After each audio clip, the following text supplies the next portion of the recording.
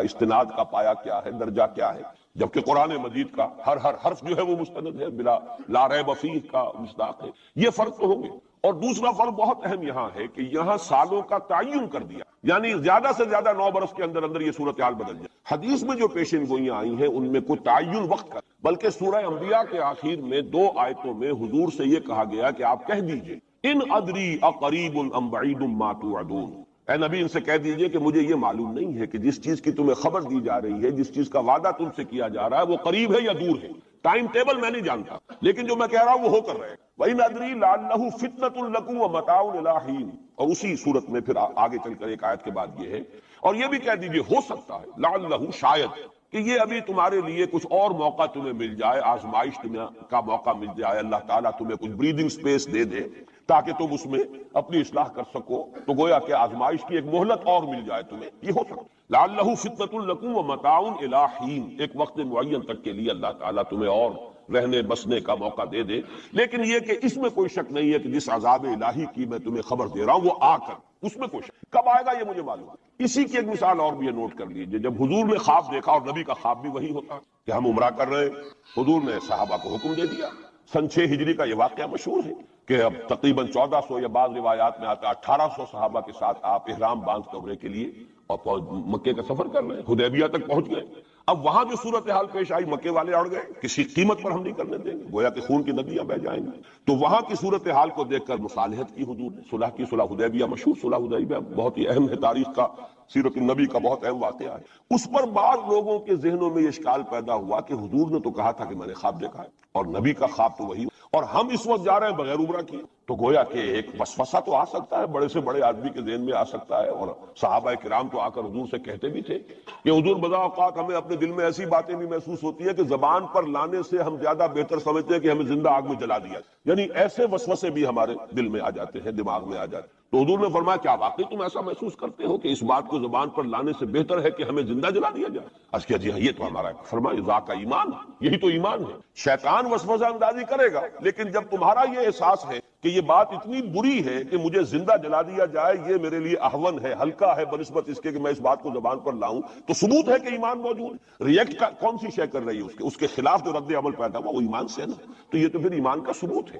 یہ آپ نے اطمینان۔ تو وسوسے بعض صحابہ کے ذہنوں میں یہ بھی پیدا ہوئے، تو حضور نے فرمایا تھا کہ میں نے کہا تھا کہ ہم کریں گے عمرہ، لیکن میں نے یہ کب کہا تھا کہ اسی سال ضرور کریں گے۔ گویا کہ ٹائم ٹیبل میں فرق ہو سکتا ہے، یعنی جہاں تک اللہ کا فرمان ہے اس میں ٹائم ٹیبل کا بھی فرق نہیں ہوا، ناممکن ہے، لیکن نبی کی پیشین گوئیوں میں یا خبروں میں ٹائم ٹیبل کے اندر فرق واقع ہو سکتا ہے کہ اس سال نہیں ہوا، اگلے سال پھر اس کو عمرہ قضا کہتے ہیں۔ قریش نے یہ مان لیا تھا کہ اس سال تو آپ جائیے، ہماری پریسٹیج جو ہے وہ اسی طرح قائم رہتی ہے، ورنہ تو گویا کہ ہم بالکل ہی آپ کے سامنے بچ گئے اور ہم نے گویا کہ بالکل ہی شکست مان لی۔ اس سال تو آپ جائیں، اگلے سال آئیے، 3 دن کے لیے ہم مکہ خالی کریں، بالکل ہم چلے جائیں گے پہاڑوں میں، آپ مکے میں رہیں 3 دن اور جس طرح چاہے طواف کریں اور عمرہ کریں۔ بہرحال اگلے سال پھر وہ عمرہ ہوا، اسے عمرہ قضا کے۔ یہ بھی میں نے مثال دی ہے کہ ٹائم ٹیبل کا جہاں تک تعلق ہے، حضور کی دی ہوئی پیشین گوئیاں جو ہیں اس کے بارے میں ہم تعین نہیں کر سکتے کہ یہ کب ہوگا، گمان کر سکتے ہیں، اندازہ ہو سکتا ہے، لیکن تعین نہیں۔ جبکہ یہاں یہ ہوا فی بضع سنین، الف لام میم غلبت الروم فی ادنی الارض وهم من بعد غلبهم سیغلبون فی بضع سنین، چند سالوں کے اندر اندر۔ اب اس پر یہ واقعہ بھی آپ نوٹ کر لیجئے کہ حضرت ابو بکر رضی اللہ تعالی عنہ نے انہی آیات کی بنا پر ایک شرط کر لی، ایک کافر مشرکین مکہ کے سرداروں میں سے ایک سے، کہ 3 سال کی شرط انہوں نے لگا دی، کم سے کم مدت جو ہوتی بضع کی 3 سال، کہ 3 سال کے اندر اندر اگر یہ صورتحال تبدیل نہ ہوئی تو میں 100 اونٹ تمہیں دوں گا، اور اگر قرآن کی پیشن گوئی درست ہو گئی تو تم 100 اونٹ مجھے دو گے۔ اور اس وقت تک اس طرح کی شرط لگانا ابھی حرام نہیں ہوا تھا، چونکہ شریعت کے احکام تفصیلی تو آئے نہیں تھے، ابھی تو نہ شراب حرام تھی نہ جوا حرام تھا، تو اس طرح کی شرط لگانا کس طرح کوئی حرام والی بات تو تھی نہیں۔ لیکن حضور نے فرمایا کہ نہیں ابو بکر یہ تم نے غلطی، جب بضع کا اطلاق 3 سے 9 تک پر ہوتا ہے تو تم 9 سال کی، تم اونٹوں کی مقدار بڑھا دو، لیکن کہو کہ یہ 9 سال کی جو ہے اس کے اندر یہ معاملہ ہوگا، اس لیے کہ بضع قرآن مجید جو ہے وہ عربی زبان میں کم سے کم اقل مدت 3 برس ہے، لیکن یہ کہ اس کی اکثر مدت 9 برس ہے۔ تو حضرت ابو بکر نے وہ بدلا اور ٹھیک 9 سال بعد وہ صورتحال پیش۔ اور یہ عجیب ہے تاریخ کا واقعہ، ہرقلیس کی یہ جو فتح ہے یہ بھی بڑی ہی معجزانہ تھی۔ وہ جو ڈائریکٹ روٹ تھا جس سے کہ ہمیشہ ان کی جنگیں ہوتی تھی، یعنی اس کے ترکی کے مشرقی علاقے سے آ کر رومی جو ہے پھر میدان جنگ کو اختیار کریں، بحیرہ کیسپین کا راؤنڈ دے کر پہاڑی جو علاقہ ہے اس کے پیچھے سے آ کر اس نے حملہ کیا ہے اور ایک دم اچانک جو ہے ایرانیوں کو گویا کہ سرپرائز اٹیک کیا ہے۔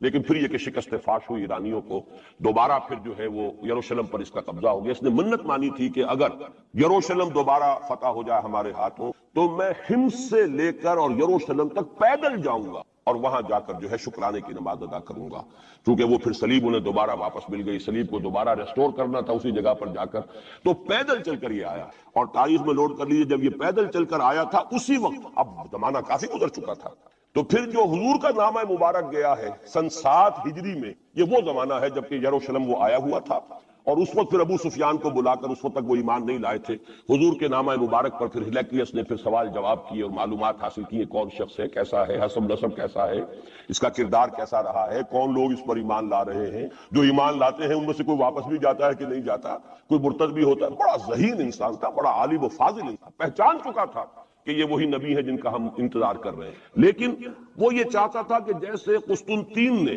اس وقت یہ کیا تھا کہ وہ جب اس نے مذہب بدلا ہے، عیسائیت اختیار کی، تو پوری مملکت جو ہے عیسائی ہو، تو نظام انٹیکٹ رہا، وہی ان کا بادشاہت کا نظام قائم رہا۔ چاہتا تھا کہ میرے یہ تمام کے تمام نائبین سلطنت اور جتنے بھی بطاریق ہیں، یہ بطریق پیٹریارکس، یہ سب کے سب بھی میرے ساتھ اسلام قبول، اور سارا یہ اس نے جو سوال جواب کیا تھا ابو سفیان سے، اسی لیے کیا تھا کہ سارے درباری قائل ہوتے چلے جائیں کہ واقعی یہ نبی، لیکن اس کی امید کے برعکس ہوا، ری ایکشن بڑا شدید ہوا ان کے وہ پادریوں میں اور ان کے جو پیٹریارکس تھے ان میں، تو پھر وہ بھی محروم رہ گیا، سلطنت کی بیڑی اس کے پاؤں میں پڑی رہ گئی، زنجیر پڑی رہ گئی، وہ اسلام سے محروم رہ۔ بہرحال اب یہاں نوٹ کیجئے کہ 9 برس بعد 623 کی اس کو فتح حاصل، حضرت عمر نے وہ 100 اونٹ حاصل، اگرچہ حضور نے پھر اس کے بارے میں حکم دیا کہ اسے صدقہ کرا، اس کو اب تم اپنے ذاتی استعمال میں نہ لاؤ، صدقہ کرا۔ اچھا، اس کے ساتھ اس پیشن گوئی میں دوسرا حصہ بھی ہے، الف لام میم غلبت الروم فی ادنى الارض وهم من بعد غلبهم سيغلبون في بضع سنين لله الامر من قبل ومن بعد۔ اللہ ہی کے ہاتھ میں ہے تمام معاملات کا اختیار، پہلے بھی اور بعد میں بھی، یہ تو ایمان کی بنیادی حقیقت ہے۔ وَيَوْمَئِذٍ يَفْرَحُ الْمُؤْمِنُونَ، اور اس روز اہل ایمان بھی بہت خوشیاں منا رہے ہوں گے۔ یہ اس پیشن گوئی کا دوسرا حصہ۔ عین بدر کے دن یہ خبر آئی ہے کہ یہ پیشن گوئی صحیح ہو گئی۔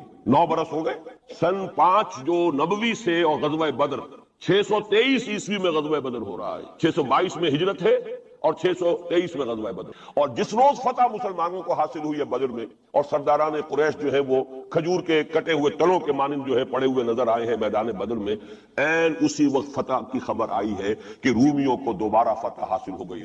یومئذ یفرح المؤمنون، اس دن اہل ایمان کو بھی بہت فرحت حاصل ہوگی، بہت خوشی حاصل ہوگی، وہ بھی جشن منا رہے ہوں گے بے نصر اللہ، اللہ کی مدد، بدر میں جو اللہ تعالیٰ کی نصرت آئی ہے۔ ینصر من یشاء، وہ تو مدد فرماتا ہے جس کی چاہتا ہے، وَهُوَ الْعَزِيزُ الرَّحِيمُ، اور وہ زبردست ہے، رحم فرمانے والا ہے۔ وعد اللہ، اب دیکھیے ذرا تاکید کا انداز دیکھیے، وعد اللہ، یہ اللہ کا وعدہ ہے، لا یخلف اللہ وعدہ، اور کان کھول کے سن لو، اللہ اپنے وعدے کے خلاف نہیں کرتا۔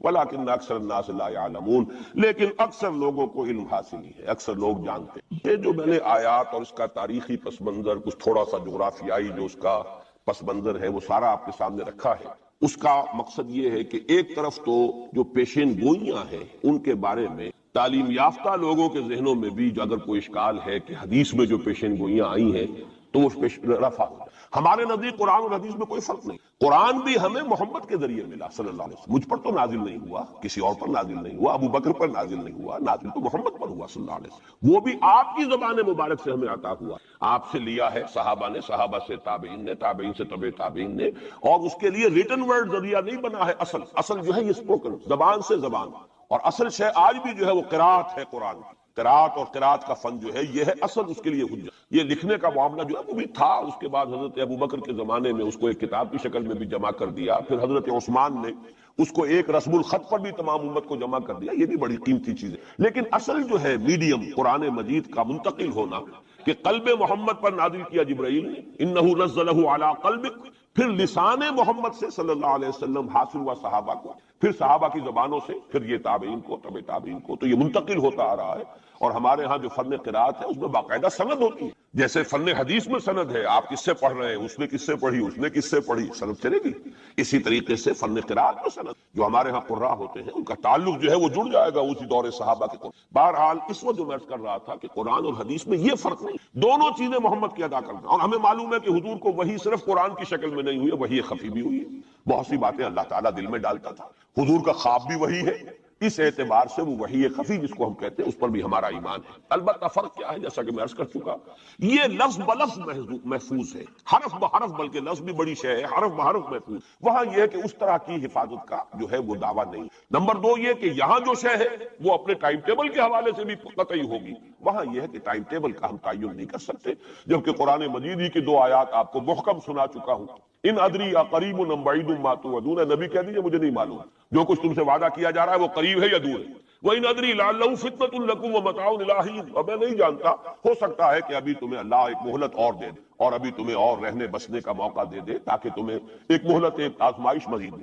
اب جو میں ذرا طرف حوالہ دوں گا، اس وقت تفصیل میں جانے کا موقع نہیں ہے، اس لیے کہ گزشتہ سال اس پہ تفصیل سے کئی جمعوں میں یہاں گفتگو کر چکا ہوں. قرب قیامت کی جو پیشین گوئیاں محمد الرسول اللہ صلی اللہ علیہ وسلم نے ہمیں دی ہیں، ان کو نوٹ کر لیجئے کہ وہ 2 قسم. ایک تو خاص خرق عادت واقعات جو قرب قیامت زمانے میں ہوں، سورج کا مغرب سے نکلنا اور اسی طرح کی دوسری اور علامات ہیں. ایک تو وہ علامات ہیں جن کو ہم کہتے ہیں علامات قیامت. اس میں پوری کتابیں لکھی گئی، غالباً شاہ رفیع الدین رحمۃ اللہ علیہ دہلوی جو ہے ان کی پوری کتاب اس کے اوپر، اس لیے کہ احادیث میں اس کی بڑی جو واضح نشانیاں ہیں وہ دی گئی. ایک یہ ہے کہ قیامت سے متصلاً قریب کے زمانے کے کچھ تاریخی واقعات کا تذکرہ. یہ ہے 2 چیزیں کہ جن کو میں نے کافی پچھلے دنوں یہاں بیان کیا ہے. اس وقت میں صرف اس کا حوالہ دینا، اور وہ حوالہ کیا ہے؟ پہلی بات یہ کہ احادیث نبویہ سے صراحت کے ساتھ ثابت کہ قیامت سے قبل پورے کرۂ ارضی پر اللہ کا دین اسی طرح غالب ہوگا جیسے کہ حضور کے دست مبارک سے آپ کی اپنی حیات طیبہ کے دوران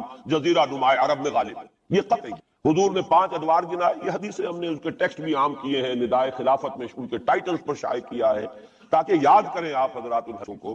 اس لیے کہ جو حالات اس وقت ہیں اور جو سامنے آنے والے ہیں بہت مایوس کن حالات، اور مایوس کن حالات میں پھر اگر امید کی کوئی ڈور جو ہے وہ ہاتھ میں رہے تو آدمی کو سنبھالا ملتا رہتا ہے. کہیں نہ کہیں کچھ امید بھی جو ہے کہ دامان خیال یار چھوٹا جائے ہے مجھ سے، وہ امید کا دامن جو ہے ہاتھ سے بالکل ہی نہ چھوٹ جائے تو کوئی نہ کوئی نا امیدی سمجھنے دے مجھے ہے. نا امیدی کیا قیامت ہے، بڑا پیارا مصرع ہے. سمجھنے دے مجھے ہے نا امیدی کیا قیامت ہے کہ دامان خیال یار چھوٹا جائے ہے مجھ سے. تو نا امیدی بہت بری شے ہے. لا تقنطوا من رحمت اللہ. اس اعتبار سے جو حالات امیڈیٹلی اس وقت سامنے ہیں اور جو آ رہے ہیں وہ نہایت مایوس کن، نہایت تکلیف. ان میں ضرورت ہے کہ یہ جو ہمارے لیے کچھ امید افزا خبریں اور پیشن گوئیاں ہیں ان کو بڑے پیمانے پر عام کی، تاکہ لوگ جو ہے اس کے حوالے سے اپنے حوصلوں کو، اپنے امنگوں کو، ولولوں کو کچھ برقرار رکھ سکیں اور ان میں کچھ کام کرنے کا جذبہ. اس لیے کہ ایسے لوگ کم ہوتے ہیں اور اللہ تعالیٰ سے دعا کرتا ہوں کہ اللہ تعالیٰ مجھے ان میں شامل کر دے، آپ کو بھی شامل کرے. ایک ایسے لوگ ہوتے ہیں کم کہ جو بالکل حالات سے اپنا تعلق منقطع کر کے، مائنس ہے یا پلس ہے اور پازیٹیو ہے یا نیگیٹو ہے، اس سے بالکل منقطع کر کے اپنے احساس فرض کے تحت کام کرے. میرا تو فرض ہے، مجھے کرنا ہے، بات ختم ہو. کیا حالات ہیں، کیا امیدیں ہیں، کیا کیلکولیشنز ہیں، کیلکولیٹنگ مائنڈ سے انہیں کوئی سروکار نہیں. ہمیں اس سے بحث نہیں، کوئی نتیجہ نکل رہا یا نہیں نکل رہا، یا نکل سکتا ہے یا نہیں نکل سکتا، کوئی امید ہے یا نہیں ہے. حضرت نوح علیہ السلام 950 برس تک دعوت دیے، کون سی امید تھی؟ آخری وقت تک کوئی امید بن نہیں آئی، کوئی امید تھی نہیں. 950 برس کوئی تصور ہم نہیں کر رہے. اس لیے کہ فرض ہے، آپ کے ذمہ ہے، آپ کو تو پہنچانا ہے. یا ایھا الرسول بلغ ما انزل الیک من ربک فإن لم تفعل فما بلغت رسالۃ. اے رسول پہنچاتے رہو جو کچھ کے نازل کیا جا رہا ہے تم پر تمہارے رب کی طرف سے، تمہیں تو کرنا ہے. نتیجہ نکلے نہ نکلے، کو مانے نہ مانے، حالات بہتر ہوں یا اور بدتر ہو، اس سے بالکل لا تعلق. اس کو ہندی فلسفے میں ڈیٹیچمنٹ کہتے ہیں. اپنے آپ کو ایکشن جو ہے، ایکشن آدمی کر رہا ہے اپنے فرض کے تحت، اپنے آپ کو ڈیٹیچ کر لیجئے اس کے نتیجہ کو اچھا بھی نکلے تو خوشی بھی نہیں ہونی چاہیے، نتیجہ اگر کوئی برا نکلا تو افسوس بھی نہیں ہونا. یہ کوئی انتہا ہے، تھیوریٹیکل بات ہے. انسانی سطح پر تو یہی ہوگا کہ اچھا نتیجہ نکل رہا ہے تو کچھ نہ کچھ خوشی ہوتی ہے، فرحت ہوتی ہے، اطمینان ہوتا ہے، اور اگر کچھ دوسری صورت ہے تو پھر کچھ نہ کچھ رنج ہوتا ہے، افسوس ہوتا ہے. قرآن خود کہتا ہے فَلَعَلَّكَ بَاخِعٌ نَفْسَكَ أَلَّا يَكُونُوا مُؤْمِنِينَ. اے نبی کیا آپ اپنے آپ کو صدمے سے ہلاک کر لیں گے کہ یہ ایمان نہیں لا رہے؟ تو یہ صدمہ ہونا، رنج ہونا، دکھ ہونا، افسوس ہونا، یہ اپنی جگہ پر ہے. یا اگر کہیں کوئی کامیابی ہو جائے، حضرت عمر کے ایمان لانے کی خبر آئی تو حضور نے بھی نعرہ تکبیر بلند کیا. اب یہ ایک فوری تاثر ہے، ہونا چاہیے. آپ کو کسی چیونٹی نے کاٹا ہے کہیں سے تو فوراً ہاتھ آپ کا جو ہے وہ جنبش کھائے گا، یہ ریفلیکس ایکشن ہے، یہ ہوگا. لیکن ہندو فلسفی میں تو یہاں تک ہے کہ ڈیٹیچ کر لو اپنے آپ کو اس درجے کہ آپ کا اپنے ایکشن کے ساتھ action for the sake of action, یا یوں کہیے کہ وہ اپنے مقصد کے تحت جو ہے آپ کام کریں. باقی یہ کہ کیا نتیجہ نکلتا ہے نہیں نکلتا ہے، امید افزا ہے یا مایوس کو بالکل چھوڑ دیں. بہرحال اس کی ضرورت ہے، لیکن ایسے لوگ جیسا کہ میں نے عرض کیا ہوتے کم. اکثریت لوگوں کی ایسی ہوگی کہ کچھ نظر آتا ہو تو کچھ کام کرتے ہیں، کچھ حوصلہ بڑھتا ہے، پھر کچھ اور ہمت جو ہے بنتی ہے. اس حوالے سے میں کہتا ہوں کہ چونکہ جو موجودہ حالات ہیں اور مستقبل قریب میں جو حالات آ رہے ہیں وہ سخت مایوس، انہی کے بعد میں لیکن اس وقت جو ہے اگر ہم ان حدیثوں کو سامنے رکھیں گے کہ پہلی بات یہ کہ اس دنیا پر پورے عرضی پر دین کا غلبہ ہو کر رہے گا، دین حق اسی طرح نافذ ہوگا جیسے کہ حضور کے ہاتھوں نافذ ہوا ہے جزیرہ نما عرب. اور یہ جو گلوبل ڈومینیشن ہے اسلام کی، یہ ایک تو اس سے بھی ثابت ہے کہ 3 مرتبہ قرآن میں فرمایا گیا هو الذی ارسل رسولہ بالہدی ودین الحق لیظہرہ علی الدین. حضور کا مقصد بعثت ایکسکلوسیو شان ہے، یہ صرف آپ کی ہے، کسی اور نبی اور رسول کی نہیں ہے. کہ قرآن کہتا ہے غلبہ دین کے لیے بھیجا ہے، صرف تبلیغ کے لیے نہیں بھیجا. باقی تمام انبیاء صرف تبلیغ کے لیے آئے، تبلیغ، تذکیر، تبشیر، تذکیر، نصیحت، جو بھی کہیں، تعلیم، تزکیہ. لیکن غلبہ دین کا لفظ صرف محمد الرسول اللہ صلی اللہ علیہ وسلم کے بارے میں آیا، اور 3 مرتبہ، کسی اور نبی کے لیے 1 مرتبہ بھی. اور دوسری بات یہ بھی قرآن کے محکمات میں سے ہے کہ وما ارسلناک الا کافۃ للناس بشیر، ہم نے نہیں بھیجا ہے محمد آپ کو مگر تمام نوع انسانی، پوری نوع انسانی. گویا کہ پورے عالم انسانیت پر غلبہ دین ہوگا تو بعثت محمدی کی تکمیل ہوگی. پورے عالم جب بھیجا گیا پورے عالم انسانی کے، اس اعتبار سے بھی صغرا کبرا جوڑیے تو اس کا نتیجہ نکلتا ہے.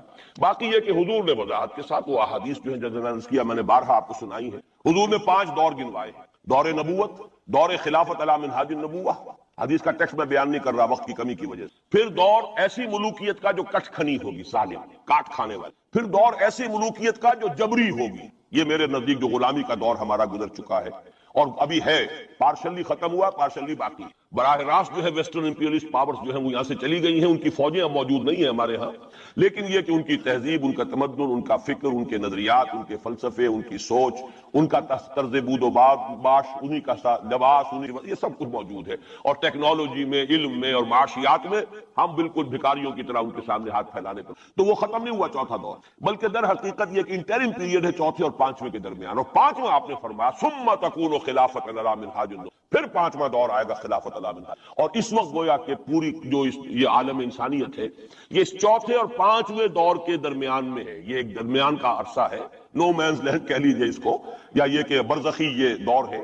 وہ جو دور تھا امپیریلزم کا، مغربی امپیریلزم، غیر مسلموں کی ہم پر حکومت، ملکن جبرین، اور وہ خلافت علی منہاج. پھر وہ 2 حدیثیں حضرت ثوبان رضی اللہ تعالی عنہ سے جو کہ مسلم شریف میں مروی ہے کہ مجھے اللہ تعالیٰ نے ساری زمین سکیڑ کر دکھا دی، یہاں تک کہ میں نے اس کے سارے مشرق دیکھ لیے، سارے مغرب دیکھ. وَإِنَّ أُمَّتِي سَيَبْلُغُ مُلْكُهَا مَا زُوِيَ لِي مِنْهَا، اور سن لو کہ میری امت کی حکومت ان تمام علاقوں پر قائم ہو کر رہے گی جو مجھے سکیڑ کر دکھا دیے. اب اس کے بعد مجھے تو کوئی شک ہے نہیں، صحیح ہند میں سے ہے روایت، صحیح مسلم.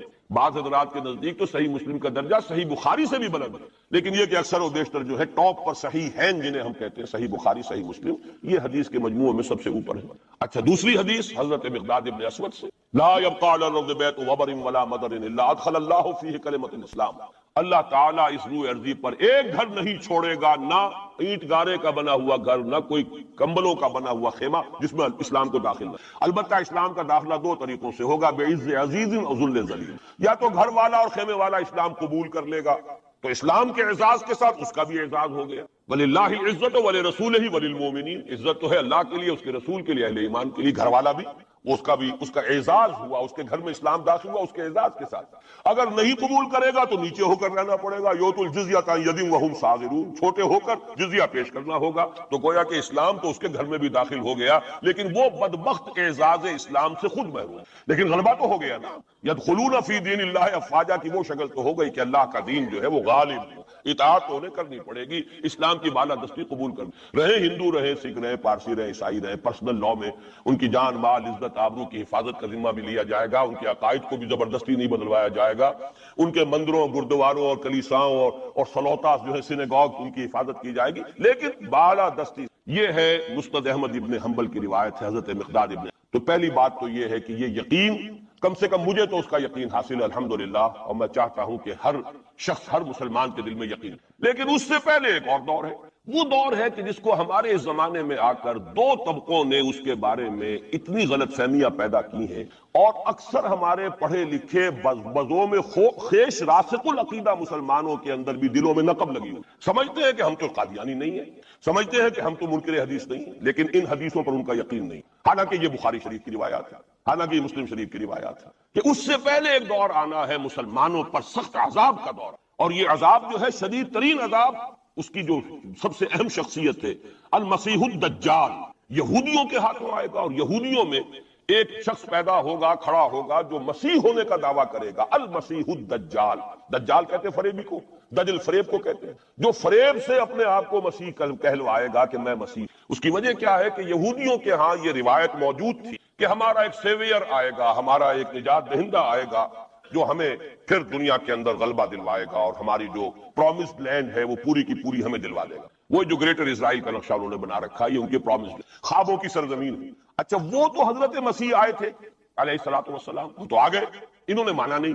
جب مانا نہیں، انہیں تو مرتد قرار دیا، جادوگر قرار دیا، بازیگر قرار دیا، واجب القتل قرار دیا، اور اپنے بس پڑتے تو سولی پر چڑھائی دیا۔ وہ تو اللہ نے جو کیا وہ ایک علیحدہ مسئلہ ہے۔ اب وہ جگہ تو خالی ہے، جو آپ کہتے ہیں نا کہ کوئی ویکینسی ہے، وہ جو پوزیشن از ویکنٹ، ابھی وہ منتظر ہے ایک مسیحا کے کہ ہمارا اصل مسیح آنے والا، وہ ان کا کوئی لیڈر کھڑا ہوگا جو اس دعوے کے ساتھ کھڑا ہوگا کہ اب میں اس مہم کو شروع کرتا ہوں کہ جس سے وہ جو گریٹر اسرائیل ہے، پوری عظیم تر اسرائیل وجود میں لاؤں گا۔ دیر کیا لگتی ہے، کوئی وزیر اعظم جو بھی ہو اسرائیل کا کھڑا ہو جائے ڈٹ کر کہ ٹھیک ہے وی ڈکلیئر وار، اور ہم تو یہ علاقے اب لے کر ہیں، جس کو کہ اس نے بھی کہا ہے، یہ جو اس وقت ہے ریبین جو ہے، اس کے بارے میں خیال یہ ہوا تھا کہ جب یہ وزیر اعظم بنا اسرائیل کا کہ یہ بڑا ماڈریٹ ہے، بہت ایسا ہے ویسا ہے، اور اس نے وہ امریکن سے اپنا وہ 10 بلین کا جو لون لینا چاہتے تھے اس کو اوکے کرانے کے لیے کچھ دنوں کے لیے نئی سیٹلمنٹس کی تعمیر کا کام بھی سسپینڈ کر دیا، تو بڑی امیدیں ہو گئی چلو جی ایک پروسیس آف جو پیس ٹاک شروع ہو جائیں اور یہ ہو جائے،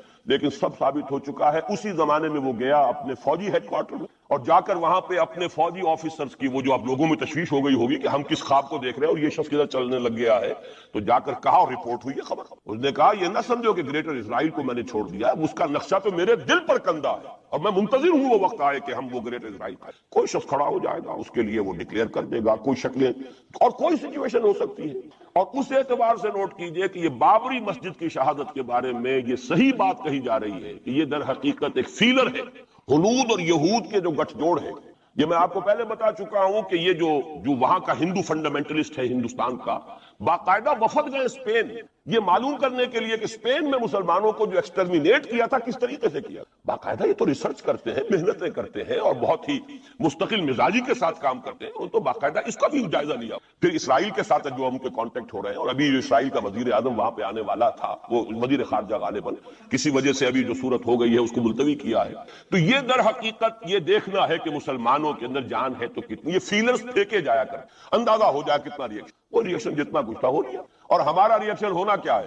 اس سے پہلے جب مسجد اقصیٰ کے ساتھ جو بھی بے حرمتی ہوئی اور جب یروشلم گیا ہے، کتنا کو رونا پیٹنا ایک دفعہ تو پورے عالم اسلام میں ہو گیا تھا، اب کہاں ہے وہ رونا پیٹنا؟ اب تو ریکنسائل کیے بیٹھے، اب تو وہی عرب ممالک ایک ٹیبل پر جا کر میڈرڈ میں تو بیٹھا ہے نا آخر اسرائیل کے ساتھ، اور اب مسلسل گفتگو ہے واشنگٹن میں جو ہے، ایک پہلا round, second round, third round, کبھی تو اس کے ساتھ ایک میز پر بیٹھنا گوارا نہیں تھا، اس کو ریکگنائز کرنے کا کوئی سوال نہیں تھا، اب اس کی باتیں بھی ہو، تو معلوم ہوتا ہے کہ یہ سارے جو ہیں حالات، یہ کوئی ایسی باتیں نہیں ہے، کوئی فیری ٹیلز ہوں، یہ کوئی پریوں کی کہانیاں ہوں جو آنے والی ہیں کیسے ہم مان لیں، یہ صحیح عقیدہ اسلامی ہے۔ حضور احادیث حضرت مسیح علیہ السلام زندہ آسمان پر اٹھائے گئے، اور وہی حضرت مسیح علیہ السلام دوبارہ آئیں گے، اور یہودیوں کا آخری قلاقمہ انہی کے ہاتھوں ہوگا، اور یہ در حقیقت قرآن مجید کا جو فلسفہ ہے انبیاء اور رسول کے بارے میں، اس کے عین مطابق ہے۔ جس قوم کی طرف کوئی رسول بھیج دیا جاتا تھا، وہ قوم جب رد کر دیتی تھی رسول کی دعوت، اتمام حجت کر دیا رسول، 950 برس تک دعوت دی، قوم نے رد کر دیا۔ یا حضرت ہود نے کتنے عرصے دعوت دی، اس کی وضاحت نہیں ہے، طویل عرصے تک دی، قوم نے رد کر دیا۔ حضرت صالح نے کتنے عرصے دعوت دی، قوم نے رد کر دیا۔ پھر کیا ہوتا تھا؟ اس قوم کو ہلاک کر دیا تھا، ختم کر، پھر اس کا نام و نشان نہیں چھوڑا جاتا تھا۔ فَقُطِعَ دَابِرُ الْقَوْمِ الَّذِينَ ظَلَمُوا، جڑ کاٹ دی جاتی تھی اس ظالم کو۔ لا یرا الا مساکنہم، اب ان کے صرف مسکن نظر آتے تھے، وہ رہنے والے نظر نہیں آتے تھے۔ چلے جائیے قرطبہ میں دیکھ لیجئے اور غرناطہ میں جا کر محل دیکھ لیجئے الحمرا، لیکن جو لوگ یہاں کبھی آباد تھے ان کا نام و نشان بھی نہیں۔ یہ تو اب جو آثار قدیمہ ہے سیریں کر لی، مسجد قرطبہ بھی ہے، سیر کر لیجئے۔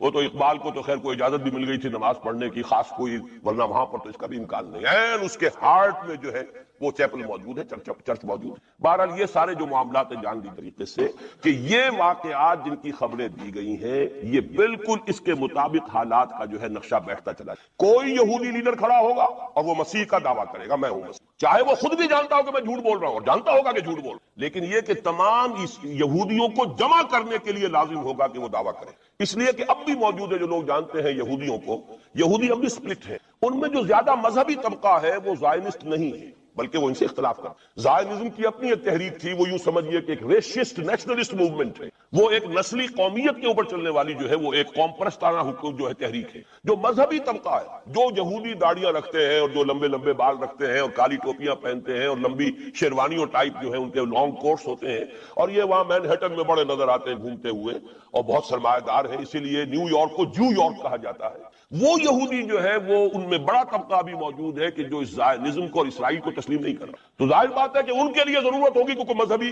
اپیل آئے، منتظر تو وہ بھی ہے مسیح کے، اب آنا تو نہیں ہے، وہ مسیح جو آئے گا وہ تو آئے گا ان کی ہلاکت کے لیے، اس سے پہلے کوئی کھڑا ہوگا اور اس کو پھر یہ مذہبی یہودی بھی، نتیجہ یہ ہوگا کہ جو بھی پوری دنیا کا یہودی ہے وہ اس ایک علاقے میں آ جائے گا اور وہ اپنے اس گریٹر اسرائیل کے لیے پھر جو وہاں پر جنگ کی بھٹی دہکے گی۔ یہ کتاب الملاحم، اکثر جو حدیث کی کتابیں ان کے آخر میں آ کے کتاب الملاحم کا باب ہے علیحدہ، جس میں کہ اس دور کی خبروں کا جو ہے حضور نے پوری پیشن گوئیاں کی ہیں کہ یہ کچھ ہونا ہے۔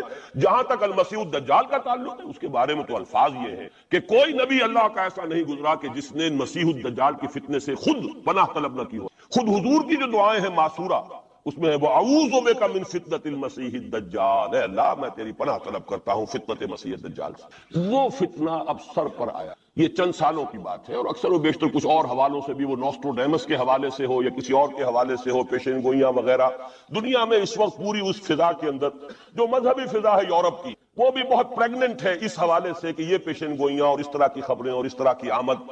چنانچہ میں کئی مرتبہ کر چکا ہوں کہ آپ کو امریکہ میں بمپرز کے اوپر سٹیکرز ملتے ہیں، مسیح is coming, Jesus is coming, یہ عیسائیوں کا ہے، وہ بھی منتظر ہے حضرت مسیح کی آمد، ہم بھی منتظر ہیں حضرت مسیح کی آمد کے۔ وہی مانا کہ حضرت مسیح نازل ہوں گے، حضور نے خبر دی ہے، اور آ کر مسلمان کے پیچھے نماز پڑھیں گے، وہ ایک امتی کی حیثیت سے آئیں گے، اب نبی کی حیثیت سے نہیں آئیں گے، بلکہ اپنی امت جو ہے یہود جنہوں نے کہ ان کو انکار کر دیا تھا قبول کرنے سے، ان کو سزا دینے آئے، انہی کی ہلاکت اور بربادی کے لیے آئیں گے، جیسے کہ حضرت نوح کی نگاہوں کے سامنے ان کی قوم ہی نہیں، ان کا بیٹا بھی غرق کیا نگاہوں کے سامنے، جس طرح کہ حضرت ہود کی نگاہوں کے سامنے ان کی قوم جو ہے وہ برباد کی گئی۔ اسی طریقے سے اللہ کا یہ قانون رہا ہے کہ جس قوم کی طرف رسول بھیج دیا، اس قوم نے اگر رد کر دیا دعوت کو، اس قوم کو اسی رسول کے سامنے ہلاک کیا، تاکہ نظر آ جائے کہ یہ تمہارے جو مجرم ہے یہ کیفر کردار کو پہنچ۔ یہ ہے معاملہ کہ جو یہودیوں کے ساتھ بعد میں پیش آنا ہے، اس کے بعد تو پھر وہ اسلام کے غلبے کا دور آ جائے گا، لیکن اس سے پہلے مسلمانوں پر شدید ترین عذاب کا، اور یہ خبریں جو ہیں یہ بھی احادیث میں۔ اسی لیے میں نے کہا تھا کہ موجودہ حالات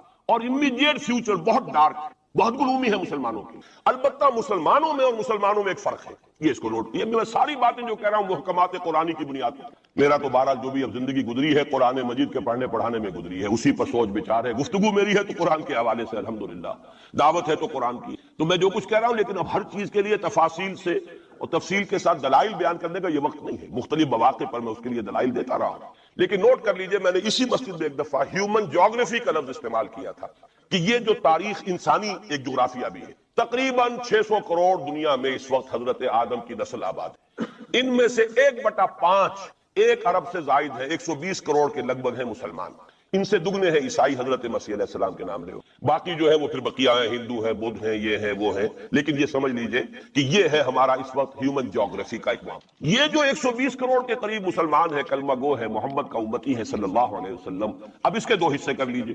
20 کروڑ کے لگ بھگ ہیں عرب، اور عرب سے مراد ہے جن کی اس وقت مادری زبان عربی، جو عربی بولتے ہیں، عربی سمجھتے ہیں، عربی ان کی زبان، نسلاً سب کے سب عرب نہیں ہیں، ان میں بربر بھی ہے، شمالی افریقہ کے بربر ہیں نسلی طور پر، لیکن یہ کہ جب مسلمان وہاں غالب آ گئے، ان کی زبان ہی ختم ہو گئی، تہذیب بھی ختم ہو گئی، وہ بالکل پورے عربائزڈ ہو گئے۔ یہاں تک کہ سوڈانی پورے عربائز ہیں، ان کی عربی زبان ہے، عربی بولتے ہیں. تو یہ سب کے سب جو اس وقت میں عرب جو کہہ رہا ہوں وہ در حقیقت عرب جو کہ عربی بولنے والے، اور دوسرے جو ہے نان عرب وہ تقریباً 100 کروڑ. اور اس میں بھی نوٹ کر لیجئے ان میں سے لگ بھگ 40 کروڑ سب کانٹیننٹ میں آباد. سب کانٹیننٹ پاکستان، بھارت اور بنگلہ دیش. 40 کتنی بڑی تعداد ہے امت مسلمہ کا. 1/3 اگر ٹوٹل 120 کروڑ ہے تو ٹوٹل کا 1/3 جو ہے وہ ان 3 ملکوں کے اندر ہے جو کبھی ایک ہندوستان ہوتا تھا. اسی لیے میں اس کے لیے لفظ استعمال کرتا ہوں بر عظیم پاک و ہند، اس میں 40 کروڑ کے قریب. بہرحال اس میں جو تقسیم ہے اذرو قرآن وہ 2 کی ہے، امیین اور آخرین. یہ قرآن کی اصطلاحات ہے سورہ جمعہ میں. هو الذی بعث فی الامیین رسولا منہم، ایک امیین ہے جن میں سے خود حضور تھے عرب، آپ کی زبان عربی اور انہی کی زبان میں قرآن نازل. نوع انسان را پیام آخری حامل رحمت للعالمین. وکذالک انزلناہ قرآنا عربیا لعلکم تعقلون. لعلکم تعقلون میں تو مخاطب نہیں، میری زبان تو عربی نہیں ہے. لعلکم تعقلون میں کون مخاطب ہے؟ وہ جن کی زبان عربی ہے. ان لوگوں کو اللہ نے رتبہ زیادہ دیا، فضیلت دی. اس سے بڑی فضیلت کیا ہوگی؟ حضور انہی میں سے ہیں صلی اللہ علیہ وسلم. منہم هو الذی بعث فی الامیین رسولا منہم، انہی میں سے. پھر یہ کہ ان کی زبان میں اللہ نے اپنا کلام نازل کیا. فضیلت بھی بڑی ہوئی، لیکن فضیلت جہاں بڑی ہوتی ہے ذمہ داری بھی زیادہ بڑی ہوتی ہے، اور زیادہ بڑی ذمہ داری والا آدمی کوتاہی کرتا تو سزا بھی زیادہ بڑی ہوتی ہے. تینوں چیزیں جو ہے لازم و ملزوم ہیں. جن کے درجے ہیں سوا، ان کی سوا مشکل ہے. درجہ سوا ہے، بلند ہے، ذمہ داری بھی زیادہ ہے، کوتاہی ہوگی تو سزا کی بھی زیادہ مستحق ہوگا. اس کا مصداق ہے عالم عرب، خاص طور پر وہ جو اصل عرب ہے پرانے، لیکن طبعاً چاہے وہ غیر عرب تھے لیکن عربی زبان اب ان کی مادری زبان ہو چکی ہے، وہ بھی اس میں شامل ہو. ان پر اصل سزا کا دور ان پر آنا. اور ایک عجیب بات ہے، انہی پر اصلاً ایک سزا کا دور پہلے بھی، یہ سیکنڈ ٹائم ہے. جیسے کہ بنی اسرائیل کے بارے میں آیا ہے وَقَضَيْنَا الى بنی اسرائیل فی الکتاب لتفسدن فی الارض مرتین ولتعلن علوا کبیرا. بنی اسرائیل کے لیے بھی ہم نے طے کر دیا تھا کہ 2 مرتبہ تم 2 سرکشی کرو گے اور ہمارے عذاب کے کوڑے تمہاری پیٹھ پر برسیں گے. یہی معاملہ بنی اسماعیل کا. پہلا دور ان پر آیا تھا کب؟ آج سے 750 برس قبل. کروڑوں قتل کروائے تاتاریوں کے ہاتھوں. ان کی حکومت ختم. آخری خلیفہ بنی عباس اس کو نکال کر محل سے اور جانور کی ایک کھال کے اندر لپیٹ کر، اور تاتاریوں نے اپنے گھوڑوں کے سموں تلے کر خاک. اور پھر انہی تاتاریوں کو اسلام کی توفیق دے دی، اسلام کا جھنڈا ان کے ہاتھ میں تھما دیا ہے. آیا فتنہ تاتار کے افسانے سے پاسماں مل گئے کعبے کو صنم. اس کے بعد کچھ عرصے رہا معاملہ ہسپانیہ میں عربوں کا. آج سے 500 برس قبل وہ بھی ختم. تو عربوں پر ایک دور تو وہ آ چکا، لیکن وہ دور ایکسٹرمینیشن کا نہیں تھا، وہ دور کاہے کا تھا؟ معزول کر دیے گئے. امت کی جو قیادت تھی وہ غیر عرب کو منتقل ہو. ترک کون تھے؟ غیر عرب. ترکوں ہی کے اندر سے یہ 4 جو ہے یہ سٹاکس نکلے ہیں. ایک سٹاک ایک ہے، 4 اس میں سے آپ کہہ لیجئے کہ مختلف اس کی شاخیں ہیں.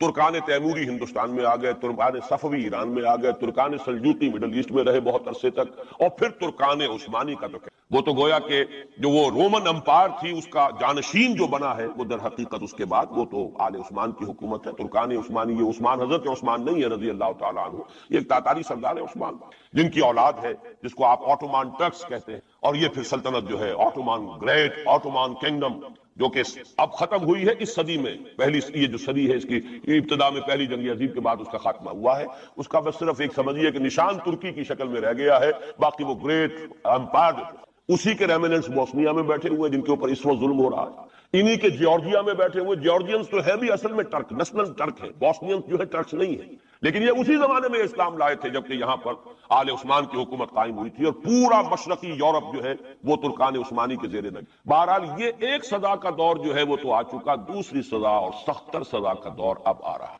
اس کا آغاز گلف وار سے، جیسا کہ میں نے عرض کیا ٹائم ٹیبل کوئی نہیں دیا جا سکتا، خبریں موجود ہیں اس کے بعد یہ ہونا ہے، یہ ہونا ہے، یہ ہونا ہے. اور 8 اقساط میں ہم ندائے خلافت میں وہ مضمون شائع کر چکے جس میں احادیث میں زیادہ تر سنن ابی داؤد کی روایات ہیں، بڑی تفصیل موجود ہے. اور یہ ہے مجھے بھی پسند نہیں، آپ کو بھی پسند نہیں، اور پسند نہ ہونے کی وجہ سے زبان پر ہم نہیں لاتے، اسی وجہ سے لوگ جو ہے ناواقف ہیں. یہ سارے ممالک حدیث میں موجود ہے کہ مسلمانوں کے ہاتھوں سے نکل جائیں گے جنہیں یہودی گریٹر اسرائیل میں شامل کرتے ہیں. شام سارا، عراق سارا، مصر کا ڈیلٹا جتنا علاقہ زرخیز ہے اس کا جو بھی اچھا علاقہ ہے سارا، شمالی حجاز کا علاقہ سارا، یہاں تک کہ حدیث میں تو آتا ہے کہ مدینے کے دروازوں تک پہنچ جائیں گے لیکن مدینے میں داخل نہیں ہوگے، اللہ تعالیٰ خصوصی حفاظت فرمائے گا. لیکن یہ کہ مدینے کے دروازے، اب مدینے سے اوپر کتنا حجاز کا علاقہ ہے، عرب کا، سعودیہ، ترکی کا بھی مشرقی علاقہ جو ہے یہ سارا موجود ہے احادیث. تو یہ بڑی تلخ بھٹی آنے والی ہے لیکن دوسری بات جو میں عرض کرتا رہا ہوں اب اس کے حوالے سے آئیے اس روح عرضی پر، اچھا یہ بات بھی صاف نے رکھ لیجئے، یہ کیوں ہے سزا؟ سزا اس لیے ہے کہ ہم نے اسلام سے بے وفائی کی، سیدھی بات ہے۔ اللہ کو تو نہ ہم سے کوئی دشمنی ہے نہ ہمارے دشمنوں سے کوئی اس کی دوستی ہے، معاذ اللہ ثم معاذ اللہ، اس کی دوستی کہاں کفار سے کہاں ہوگی؟ نبوکدنضر کے ہاتھوں بنی اسرائیل کو پٹوایا تھا اگر، تو کیا نبوکدنضر سے دوستی تھی اللہ کی؟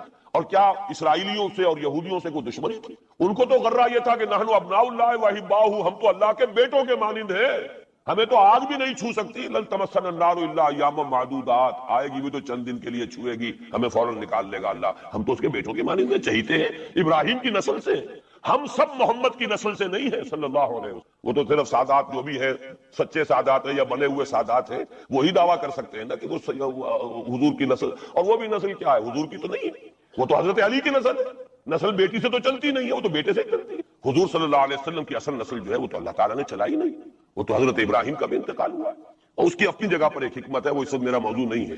تو ہم تو نسل نہیں ہے محمد کی صلی اللہ علیہ وسلم، کم سے کم میں تو نہیں ہوں اسی، لیکن وہ یہودی تو کہتے ہیں ہم ابراہیم کی نسل ہیں سب کے سب، تو انہیں تو یہ غرہ ہونا جو ہے یعنی معلوم ہوتا ہے کہ وزن ہے ان کی بات میں، نحن ابناء اللہ واحباؤہ، وہ ابراہیم جسے خلیل اللہ قرار دے رہا ہے اللہ تعالیٰ، میرا خلیل ہے، واتخذ اللہ ابراہیم خلیلا، جسے امام الناس قرار دے رہا ہے، انی جاعلک للناس اماما، جو ابو الانبیاء ہے جس کی نسل میں سینکڑوں نبی آ گئے، جب ہم اس کی اولاد ہیں تو اللہ کے ہاں ہمارے ساتھ تو پریفرنشل ٹریٹمنٹ ہوگا۔ یہ ان کو غرہ تھا، یہی ہمیں، لیکن جان لیجئے جب انہیں پٹوایا، جب قرآن مجید نے کہا فَلِمَ يُعَذِّبُكُم بِذُنُوبِكُم، ایسا ہی تمہارا غرہ ہے، تم اللہ کے چہیتے ہو تو اللہ تمہیں کیوں سزائیں دیتا رہا ہے؟ نبوکدنضر سے کیوں پٹوایا، رومن سے کیوں پٹوایا، اس صدی میں جرمنوں سے کیوں پٹوایا، لاکھوں کی تعداد کے اندر۔ معلوم ہوا کہ اللہ کا معاملہ جس قوم سے بھی ہے کووننٹ ہے، وہ میثاق ہے ہمارا اللہ کے ساتھ، میثاق قرآن ہے ہمارا، ان کا میثاق تورات تھی، پکڑو اس کو، خذوا ما آتیناکم بقوۃ، پکڑو اس کو مضبوطی کے ساتھ جو ہم نے تمہیں دیا ہے، اگر اس سے بے وفائی کرو گے تو ہم سے کوئی تعلق نہیں، بلکہ تم مجرم ہوگے اصل۔ باقی لوگوں کے پاس تو کتاب ہے نہیں، شریعت ہے نہیں، دین ہے نہیں، ان کو تو پہنچانا تمہارے ذمہ تھا، تم تو ان کو کیا پہنچاتے، خود اس سے بے وفائی کر بیٹھے ہو، لہذا ساری دنیا کی گمراہی کی ذمہ داری بھی تمہارے کندھوں پر۔ یہ ہے وہ جرم جس کی بنا پر سزا ملے گی، سزا کے مستحق ہیں ہم، اور ہم میں سب سے بڑھ کر عرب ہیں جن کی مادری زبان عربی ہے، جن کو صرف نحو پڑھنے کی ضرورت نہیں قرآن سمجھنے کے لیے، وہ تو از دل خیزت بر دل ریزت، براہ راست کمیونیکیشن قرآن سے ہو رہی ہے۔ وہ بے وفائی کریں تو ظاہر بات ہے مہا مجرم وہ ہے، لیکن پھر غیر عرب مسلمانوں میں اس وقت روئے ارضی پر سب سے بڑی مجرم قوم 10 کروڑ مغربی پاکستان، یہ میں ڈنکے کی چوٹ کہہ رہا ہوں اور بہت عرصے سے کہہ رہا ہوں، اس لیے کہ ہم وہ لوگ ہیں کہ جنہوں نے اسلام کے نام پر ملک، کوئی ملک دوسرا دنیا میں اس وقت اسلام کے نام، ہم وہ لوگ ہیں پاکستان بنانے کے لیے لاکھوں جانیں مسلمانوں کی کلمہ گوؤں کی گئیں اور ہزاروں عصمتیں لوٹی، اور نہ معلوم کتنی مسلمان لڑکیاں اور عورتیں جو ہے رہ گئی پھر بھی ہمیشہ ہی سکھوں کے پاس، اور وہ آئی نہیں۔ فرمایا قد خلت من قبلکم سنن، دیکھو مسلمانوں تم سے پہلے بھی بہت سی مثالیں گزر چکی ہیں۔ اب یہ گویا کہ ماضی کی طرف اشارہ کیا جا رہا ہے، فسیروا فی الارض، تو ذرا زمین میں گھومو پھرو، چلو پھرو، فانظروا کیف کان عاقبۃ المکذبین، تو ذرا پھر دیکھو کہ کیا حشر اور انجام ہوا ہے جھٹلانے والوں۔ تعویل خاص میں یہاں مراد ہیں وہ لوگ، وہ قومیں کہ جنہوں نے رسولوں کی دعوت کی تکذیب کی، قوم عاد، قوم سمود، جزیرہ نماء عرب ہی میں یہ قومیں آباد تھی۔ لیکن مکذبین کا لفظ عام ہے، جھٹلانے والے، اللہ کی باتوں کو جھٹلانے والے، حقائق کو جھٹلانے والے، نصیحتوں سے اور صحیح مشوروں کو رد کر دینے والے، جو بھی حقائق سے اعراض کریں گے وہ بھی مکذب ہیں اس اعتبار سے کہ وہ حالات کی تکذیب کر رہے ہیں، حقائق کی تکذیب کر رہے ہیں۔ تو اس اعتبار سے اگرچہ مراد اصلاً یہاں وہ قومیں ہیں عاد سمود کہ جنہوں نے رسولوں کی تکذیب کی، لیکن یہ کہ فانظروا کیف کان عاقبۃ المکذبین، اس کے اندر لفظ عام جو ہے اس کے حوالے سے جنہوں نے بھی حقائق کو جھٹلایا، جنہوں نے بھی جو بات کہی گئی، جیسے کہ کئی رسولوں نے کہا اپنی قوموں سے وَلَٰكِن لَا تُحِبُّونَ النَّاصِحِينَ، کیا کریں ہم، تم پر تو یہ ہلاکت آنی ہی تھی، اس لیے کہ ہم نے تو ہر ممکن کوشش کی کہ تمہیں صحیح راستے کی طرف بلا لیں، لیکن تم اپنے خیر خواہوں کو پسند نہیں کرتے، تم تو ان کو پسند کرتے ہو جو تمہیں دھوکے دیں، تمہیں فریب دیں، سبز باغ دکھائیں، تم تو ان کی باتوں پر دھیان کرتے ہو۔ تو یہ ایک جنرلائزڈ اس سے نتیجہ نکالیے، آگے چلیے۔ ھذا بیان للناس وہدی وموعظۃ للمتقین، یہ جو ہے قرآن مجید اور یہ خاص آیات جو اس وقت تمہیں سنائی جا رہی ہیں، یہ لوگوں کے لیے وضاحت ہے، لوگوں کے لیے بیان ہے، تبیین ہے، اور یہ کہ موعظہ ہے، نصیحت ہے، لیکن یہ کہ ہدایت ہے، رہنمائی ہے، کس کے لیے؟ للمتقین، اس سے فائدہ وہی اٹھائیں گے جن کے دلوں میں کچھ نہ کچھ خوف خدا ہوگا۔ کچھ آخرت کی باس پرس کا احساس ہو، ورنہ چکنے گھڑوں کی طریقے سے بات پڑے گی اتر جائے گی، یا جو ضد پر اور ہٹ پر اڑ گئے ہیں ان پر تو اس کا کوئی اثر نہیں ہوگا، جنہوں نے تعصب کے کان جو پٹیاں اپنے کانوں پر باندھ لی ہیں ان پر کوئی اثر نہیں ہوگا، جو تکبر کی وجہ سے اعراض کر رہے ہیں ان پر کوئی اثر نہیں ہوگا۔ تو ھذا بیان للناس وہدی وموعظۃ للمتقین۔ اس کے بعد وہ آیت آئی ولا تہنوا ولا تحزنوا وانتم الاعلون ان کنتم مؤمنین، اور دیکھو گھبراؤ نہیں، غم زدہ نہ ہو، غمگین نہ ہو، دل برداشتہ نہ ہو، مایوس نہ ہو، بد دل نہ ہو، ہمارا پختہ وعدہ ہے تم ہی سربلند رہو گے، تم ہی کو کامیابی حاصل ہوگی بشرطے کہ تم مومن ہوئے۔ یہاں ذرا غور کرنا ہوگا یہ کن سے خطاب ہو رہا ہے؟ کیا ابو بکر سے کہا جا رہا ہے؟ کیا ان کے ایمان میں کوئی شک و شبہ تھا؟ کیا عمر اور عثمان اور علی اور حمزہ اور عبد الرحمن ابن عوف اور زبیر اور طلحہ رضی اللہ تعالی عنہم اجمعین کیا ان کے بات ہو رہی ہے؟ اس سے آگے بڑھ کر کیا یہ مہاجرین کی بات ہو رہی ہے؟ نہیں، بات سمجھیے، قرآن کا یہ اسلوب ہے کہ عام الفاظ آتے ہیں وہاں مراد خاص ہوتے ہیں۔ پورے قرآن میں جہاں منافقوں سے بات ہوئی ہے کہا گیا یا ایھا الذین آمنوا، کہیں بھی یا ایھا الذین نافقوا آیا ہی نہیں۔ یہ تو آپ کو سیاق و سباق سے دیکھ کے پتہ چلتا ہے کہ یہاں صادق الایمان لوگ مخاطب نہیں ہیں بلکہ منافق مراد ہیں، اس لیے کہ دعوے دار تو وہ بھی ہیں ایمان کے، اس لیے یا ایھا الذین آمنوا کے عموم میں تو وہ بھی شامل ہیں۔ تو یہاں سمجھیے کہ اصل کس کی طرف اشارہ ہو رہا ہے؟ یہ وہ مسلمان ہیں کہ جن کا تعلق مدینہ منورہ سے، انصار کی، ان میں ظاہر بات ہے کہ بڑی تعداد میں کچے لوگ بھی شامل ہو گئے۔ اس کی وجہ کیا ہے؟ مکے میں جو شخص ایمان لایا مار پڑنی شروع ہو گئی، بائیکاٹ ہو رہا ہے، سوشل بائیکاٹ ہو رہا ہے، بھوکا مارا جا رہا ہے، زنجیروں میں جگڑ دیا گیا ہے، انگاروں پر لٹا، ظاہر بات ہے وہ تو بھٹیوں میں سے گزر چکے، پھر گھر بار چھوڑ کر اہل و عیال کو بھیڑیوں کے رحم و کرم پر چھوڑ کر آئے تھے۔ اب ان کے ایمان میں اور ان کے تمام پختگی میں تو کسی شک و شبے کی گنجائش ہی نہیں۔ مدینے میں جو لوگ ایمان لائے جہاں صادق الایمان بھی تھے، بہت تھے، لیکن یہ کہ وہاں حالات کی وجہ سے کچے پکے لوگ بھی آ گئے، اس لیے کہ ایمان لانے سے مار تو کوئی پڑتی نہیں ہے۔ اس حوالے سے ابھی ان کو بھٹیوں میں سے گزرنا تھا کہ مہاجرین تو گزر آئے بھٹیوں میں سے، وہ تو کندن بن چکے، زر خالص بن چکے، تمہارے اندر ابھی کچھ لوگ ہیں کہ جن کی کچھ تربیت کی ضرورت ہے، جنہیں آزمائشوں کی بھٹیوں میں سے گزارا جانا ضروری ہے۔ تو دیکھ لو اگر تم اس میں سے گزر گئے اور تم نے اپنے ایمان کا ثبوت دے دیا، جیسے کہ غزوہ احد کے بارے میں آپ کو معلوم ہے کہ حضور 3000 کی نفری لے کر مدینے سے نکلے ہیں، 700 واپس آ گئے، معلوم ہوا کہ کم سے کم 1/4 تعداد جو ہے، اب ان میں سے ظاہر بات ہے 3000 میں سے مہاجرین بھی تھے، تو انصار کے اعتبار سے تو محسوس ہوتا ہے کہ جو مدینے کے مسلمان تھے ان میں تو خاصی معتدم تعداد جو ہے، اگر آپ نسبت و تناسب نکالیں گے تو وہ ان کچے پکے یا منافق لوگوں کی تھی۔ تو یہاں جو بات کہی جا رہی ہے اصل میں تعویل خاص کے حوالے سے سمجھ لیجئے مخاطب وہ ہے، وہ جن کے ایمان کا ابھی جو ہے وہ رنگ گہرا نہیں ابھی ہوا تھا، ابھی وہ بھٹیوں میں سے گزرے نہیں تھے، آزمائشوں میں سے گزر کر، جسے اقبال نے کہا ہے چوں پختہ شوی، جب پختہ ہو جاؤ، یا جسے کہیں اکبر نے کہا تھا کہ تو خاک میں مل اور آگ میں جل، جب خشت بنے تب کام چلے، ان خام دنوں کے عنصر پر بنیاد نہ رکھ، تعمیر نہ کر۔ تو وہ مہاجرین جو تھے وہ تو خاک میں مل کر اور آگ میں جل کر آئے تھے، وہ تو پکے ہو چکے تھے، لیکن یہاں ابھی لوگوں کو ضرورت تھی۔ تو ان کنتم مومنین، اگر تم نے ایمان کا واقعی تقاضا پورا کر دیا تو پھر وعدہ ہمارا ہے اور پختہ وعدہ ہے کہ سربلند تم ہی رہو۔ اس کے بعد ایک خاص پس منظر میں فرمایا ان یمسسکم قرح فقد مس القوم قرح مثلہ، بھئی اتنے بددل کیوں ہو رہے ہو؟ تمہارے جو دشمن ہیں مشرکین مکہ، اگر آج تمہیں کوئی چوٹ لگی ہے، کوئی زخم لگا ہے تو انہیں بھی تو لگ چکا 1 سال پہلے، 13 مہینے پہلے ان کے 70 جو ہے کھیت نہیں رہے تھے میدان جنگ میں، بدر میں ان کے 70 مارے گئے، بڑے بڑے سردار مارے گئے، تو یہ تو در حقیقت وہی آج تم پر بھی آ گئی ہے۔ تو انہیں دیکھو ذرا، وہ اتنی بڑی مار کھا کر بھی 1 سال کے اندر اندر دوبارہ آ گئے کمر ہمت کس کے حملہ آور ہو کر، اور تم جو ہے جی چھوڑ رہے ہو، حالانکہ ان کا تو اللہ پر ایمان نہیں، آخرت پر ایمان نہیں، تمہارا اللہ پر ایمان ہے، آخرت پر یقین ہے، تو تمہیں تو کسی درجے میں بھی کوئی بدلی نہیں ہونی چاہیے، اس لیے کہ تمہارا تو معیار ہی یہ ہونا چاہیے کہ کامیابی اصل میں یہ ہے کہ ایمان پر موت آ جائے، اور سب سے بڑی کامیابی شہادت کی موت ہے۔ تو اگر تم میں سے 70 شہید ہو گئے تو وہ تو کامیاب ہو گئے، اس کو ناکامی کیوں سمجھ رہے ہیں؟ انہوں دیکھو کہ وہ لوگ نہ آخرت کا یقین ہے، نہ انہیں اللہ کی طرف سے اجر و ثواب کا یقین ہے، ان سے عبرت پکڑو کہ وہ تو تم پر حملہ آور ہو گئے آ کر، پہلے بدر میں جنگ ہوئی تھی، یہاں آ کر مدینے پر آ کر حملہ آور ہو۔ تو ان یمسسکم قرح فقد مس القوم قرح مثلہ وتلک الایام نداولھا بین الناس۔ اب یہ ہے وہ فلسفہ ابتلاء اور آزمائش کا، یہ دن ہے جنہیں ہم بدلتے عدلتے رہتے ہیں لوگوں کے مابین، کبھی فتح کبھی شکست، کبھی اونچ کبھی نیچ۔ یہ فتح ہی فتح ہوتی رہے تو کچے پکے رلے ملے رہ جائیں گے، کبھی آزمائش بھی آنی چاہیے تاکہ معلوم ہو جائے کون پختہ ہے اور کون خام ہے، تمیز کیسے ہوگی، دودھ کا دودھ پانی کا پانی کیسے جدا ہوگا۔ تلک الایام نداولھا بین الناس وَلِيَعْلَمَ اللَّهُ الَّذِينَ آمَنُوا مِنْكُمْ وَيَتَّخِذَ مِنْكُمْ شُهَدَاءَ۔ یہ اس لیے ہے کہ اللہ دیکھ لے کون تم میں سے واقعی صاحب ایمان ہے اور تم میں سے کچھ کو اپنے گواہ بنا لے، شہادت کا درجہ دے دے، یہ تو اونچا درجہ ہے۔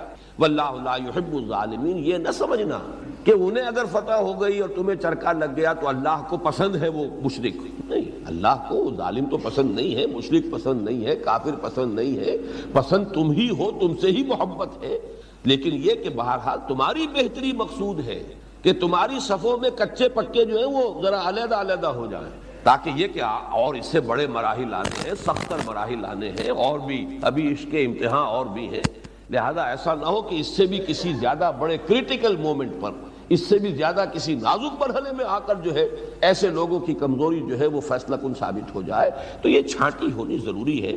بڑا پیارا لفظ آ رہا ہے آگے، وَلِيُمَحِّصَ اللَّهُ الَّذِينَ آمَنُوا، اللہ خالص کر لینا چاہتا ہے اہل ایمان کو۔ یہ تمہیز کے لفظ کو سمجھیے، اس سے مراد کیا ہے؟ آپ اردو میں ایک لفظ بولتے ہیں جو کتابی اردو ہے، بول چال کی تو ایسی نہیں ہے، وہ بحث و تمہیز۔ لفظی معنی کیا؟ بحث کے معنی ہوتے ہیں کریدنا۔ آپ نے دیکھا ہوگا کہ اب مرغی جو ہے وہ ٹھوگے مار مار کے زمین میں اس کو زمین کو کریدتی ہے کہ کوئی شے ہے کہ نہیں، پھر جو نکلتا ہے اس کو علیحدہ علیحدہ کرتی، کھانے کی کوئی شے ہے تو کھائے گی نا، کنکر تو نہیں کھائے گی۔ تو بحث و تمہیز یہ ہے کہ بحث کے معنی کھود کرید کرنا، اور تمہیز جو ہے علیحدہ علیحدہ کر دینا، ممیز کر دینا۔ تو اللہ ممیز کر لینا چاہتا ہے۔ وَلِيُمَحِّصَ الَّذِينَ آمَنُوا، اللہ چاہتا ہے کہ اہل ایمان کو علیحدہ کر لے، بالکل جو ہے وہ گڑمڑ نہ رہے ان کے ساتھ جو منافق ہیں اور کچے پکے لوگ ہیں۔ وَيَمْحَقَ الْكَافِرِينَ، اب جب یہ علیحدہ ہو جائے گا معاملہ تو پھر کافروں کو وہ تباہ کرے گا، ورنہ کافر تمہارے اندر ہی گڑبڑ رہیں گے تو ظاہر بات ہے کہ پھر تو وہ اس طرح کا عمومی عذاب اگر آیا تو ان کافروں کے ساتھ اہل ایمان بھی اس چکی میں پس جائیں گے، جیسے کہ فرمایا گیا سورہ فتح کے اندر کہ اس وقت بھی ہم تمہیں یعنی سمجھیے کہ جب صلح حدیبیہ ہوئی ہے مسلمانوں ہم تمہیں فتح دے چکے تھے، فتح ہو گئی تھی تمہاری، لیکن ہم نے جنگ سے ہاتھ روک لیے تمہارے اور کفار کے، اس لیے کہ مکے کے اندر کچھ ایسے لوگ بھی تھے کہ جو مومن تھے، مرد تھے، عورتیں تھی، بوڑھے تھے، اور وہ ہجرت نہیں کر سکے تھے۔ اس وقت اگر کہیں یہ بھٹی دہک جاتی اور تم جو ہے ان کو بھی پیس دیتے کفار کے ساتھ، تو اللہ نے ان کی وجہ سے ابھی ہاتھ روک لیا، تمہارے ہاتھ روک لیے، ان کے بھی ہاتھ روک۔ اس کے بعد آئی ہے وہ کانٹے والی آیت جو ہے قرآن مجید کی، کہ جو ایک ہی مضمون پر قرآن مجید میں یہ 4 آیتیں۔ ام حسبتم ان تدخلوا الجنہ، کیا تم نے یہ سمجھا تھا کہ جنت میں داخل ہو جاؤ گے؟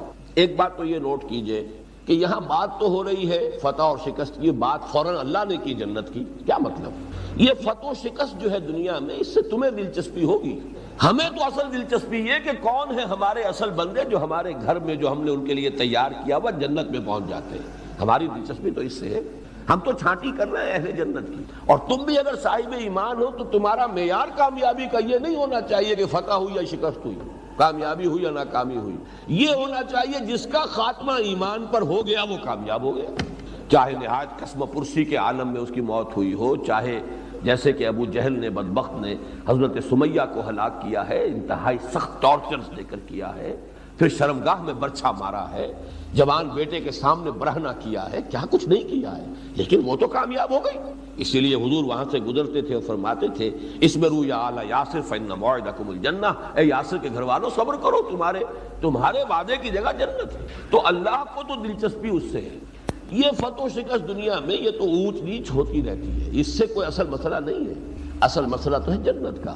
ام حسبتم ان تدخلوا الجنہ، یہ نہیں کہا کہ کیا تم نے یہ سمجھا تھا کہ کامیاب ہو جاؤ گے اور تمہیں فتح حاصل ہو جائے گی، نہیں، حالانکہ بحث وہی ہو رہی ہے، لیکن اصل نصب العین کیا ہونا چاہیے وہ ہے حصول جنت۔